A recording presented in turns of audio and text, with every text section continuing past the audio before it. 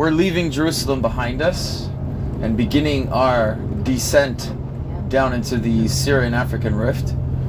Jerusalem is around 850 meters above sea level, and ultimately where we're going to the Dead Sea shoreline, which is around 430 meters below sea level. All right, so this is 1,200 meters we're traveling in a span of about half an hour.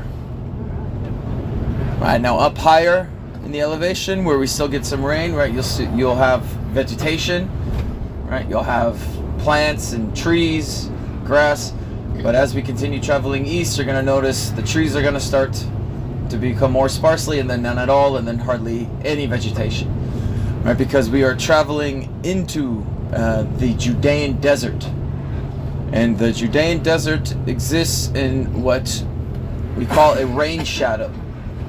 Right, a rain shadow occurs when you have, usually it's a mountainous region, right? Israel gets the moisture and clouds coming from the Mediterranean, right? And it will dump during the rainy season, right? We'll dump all of this water, all this rain along the coast and along the mountains, right? The central mountains of like the West Bank, Judea and Samaria. And then when it crosses right that watershed line that I pointed out the other day, right, when it crosses that certain area of the mountains and then continues traveling east, it's going to eventually start moving downhill, right? And as air travels lowers in elevation, it gets hotter and it gets drier, right? So all of this rain gets dropped on the central mountains, and then as it moves farther to the east where we're traveling into, there's going to be no moisture left. And this is how the Judean Desert is formed. And this is one reason also why Jordan has such problems with water, because it has a large population, growing population, and it doesn't get the same amount of rain that Israel gets. Right, the Syrian African Rift steals a lot of the moisture, and by the time the air goes back up the Jordanian mountains, there's not much left, so it doesn't get as much as we do. Now over here on the right, this is the settlement of Adumim. It's one of the largest settlements in the West Bank. It has around 50,000 residents. And as you can see, it's a suburb basically of Jerusalem. Most of the people that live there work in Jerusalem. They do have an industrial area actually of Adumim, and so some of these people might be working there as well. Every now and then, if you follow the news in Israel and the petty politics or international politics, you might hear about E1. In fact, it's in the news recently. Right, E1 is this sort of hill, this mountain over here on the left-hand side. Right, in Israel, the government actually just approved, and they do this. Right, this is not the first time. It's like maybe the 10th time. The Israeli government has approved housing can be built on this hill, and that when that happens, it creates an international pressure on Israel not to do that, because if you were to build a Jewish settlement or neighborhood on this hilltop, it would make a contiguous state of Palestine that connects like the northern West Bank with the southern West Bank, an impossibility pretty much, because this little corridor, right, this sort of barren corridor on the left-hand side connects the northern West Bank to the southern West Bank, to like where the area of Ramallah to the area of Bethlehem to the south, right? And so a contiguous Palestinian state is something that the international community wants, and so they put pressure on Israel not to approve that, because if it were, then there would be a break, right, between the north and the south. So, and it's usually just like when it's approved, it's usually done for domestic political consumption, and then it's canceled because the government it's not worth it for them. So up on this hilltop, there's on the left-hand side, you can maybe on the left-hand side is the ruins of an old crusader, Khan or inn, and on the right-hand side is from a Byzantine time period, right? Another Khan or inn. Khan, right, is like a hostel, right? It's a motel along the trade route, right? This is about as far as you could walk in one day coming from Jerusalem, right? So travelers on the road between Jerusalem and Jericho would stay at these inns, and that's why you saw a sign over there. Maybe some of you saw this Good Samaritan, right? And it's a parable, right? It wasn't a real story, but this is like the inn that occurs in the story of the parable, right? And in this story, I'm sure it's very familiar. You're very familiar with the story. It's a very famous one, but I'll try to explain some of the hidden details and hidden meanings over some of the issues in the story. Now, there is a man traveling along the road between Jerusalem and Jericho, and this route pretty much is along the ancient route for the most part. And he gets set upon by highwaymen and bandits. They beat him, rob him, and leave him for dead along the road. Then a priest is walking along the road. He sees the wounded man, avoids him, right, and continues walking along the road. Next, the Levite is traveling down the road. He sees the wounded man, right? He avoids the wounded man, walks past him, and continues traveling down the road. Then a Samaritan sees the wounded man, picks him up, takes him to the nearby inn, tells the innkeeper anything that this man needs, right? This should cover it, and if it costs more, when I come back, I will pay the difference, right? And this, at first glance, right, when we're reading the story, it seems just, Jesus is talking about how the priests are corrupt, right? The priests are bad, right? They don't care about the wounded man on the side of the road. And that is probably true, but there's another element, right, to this. Why do the priests and the Levites, why do they avoid the wounded man? It's not just because they're cold, callous people.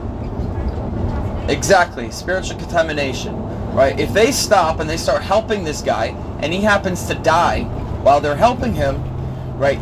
They are now spiritually contaminated with the dead body, right? And the spiritual contamination of a dead body is the worst kind of contamination, and it's especially bad for priests and Levites. Right? It's a major issue for them, much more than the layman. Right? So this is why they avoid him. Right? In addition to being just cold people, it also tells you what the Judeans think about the Samaritans. Right? The Judeans and the Samaritans didn't get along very well, and we see this in the story because Jesus is pointing out, as much as we hate and dislike the Samaritans, right? They're not as bad as our priests and their Levites, right? So if the Samaritans are this bad, imagine how bad the priests and the Levites are, which tells you, right, how bad they don't think very highly of the Samaritans people. By the way, we're crossing sea level right now. So as soon as we cross this camel over here on the right, the Dead Sea shoreline is the lowest place in the world for dry land. Right? If you want to get any lower, you're gonna have to get in a yellow submarine and head to an octopus's garden. So the nice thing about this road, when they widened it a few years ago, they had to cut a side of the mountain in order to make it. And when they did that, they gave us a nice geological view, right, of how the Earth has moved over time. If you look at the sides, you can see these waves of lines, right, the layers of strata, and you can see how it creates these horseshoe and waves, right, in certain areas, right, and that's all been created because of the earthquakes, right, that made the mountains and made the valley, right. Then this is the valley that we see. The valley we see below, right, is the Syrian African rift. We have Jericho, again over here on the left-hand side, right, ancient city Jericho, dating to more than 10,000 years ago. Right, and remember we said that Josephus tells us that this area around Jericho is one of the most fertile places in the entire country. Right, it can be fertile not because it gets a lot of rain, but because of all of the rain that sinks into the water table, right? And the springs, right? That the people can utilize. One of the nicknames for the land of Israel that's actually given to it in the Bible is a land flowing with milk and honey, right? And there's misconceptions about the milk and about the honey. Right? Usually, when people think of a land flowing with milk, I mean, they think of cow milk. Right, but the land is actually not very conducive for having large herds of cattle because it doesn't rain for 8 months of the year. There's nothing for the cattle to graze on. Right, everything is dead. The cattlemen, they have to buy the feed, right, for the cattle, and that's expensive today. Imagine what it would be like 2,000 years ago. Wouldn't be able to do it. Right, so they had cows and for certain purposes, but having huge, large herds of cattle that would make the land flowing with milk is not realistic. Right, so you're not going to have large cattle herds, but what you can have, what the land is great, right, for having large herds of, we saw on the way over here, right, we saw these goats. Right, the land is great for goat herds, and goat milk is very good for you. You get a lot of it. Right, so the milk flowing is goat milk. Now the honey, usually when people think of honey, they think of bees. Right, but we learned, right, from our tour at the kibbutz, right, that if you take dates, which was very abundant, right, in the land of Israel, you take dates, you squeeze it, you process it in a certain way, and you get this syrup, you get this honey-like substance, right, that you put on chicken, put on pancakes, put on all sorts of different stuff. It's a really good addition to most meals, right? And it's called silan. In fact, the 7 species of the land of Israel God gives, the final one, he says the word dvash. Dvash in Hebrew means honey, right? But the honey comes from a tamar. Tamar is date.